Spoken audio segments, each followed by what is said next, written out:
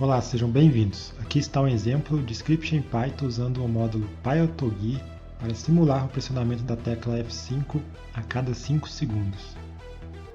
Certifique-se de ter o módulo PyAutoGui instalado em seu ambiente Python antes de executar o script. Você pode instalá-lo usando o gerenciador de pacotes. Vou deixar um vídeo na descrição ensinando esse passo. Este script usa um loop infinito while-true para repetir continuamente a ação de pressionar a tecla F5. O método PyAutoGui pressF5 simula o pressionamento da tecla F5 no teclado. Em seguida, utilizamos time.sleep5 para pausar o script por 5 segundos antes de repetir o loop e pressionar a tecla F5 novamente. Ao executar o script, ele pressionará a tecla F5 a cada 5 segundos.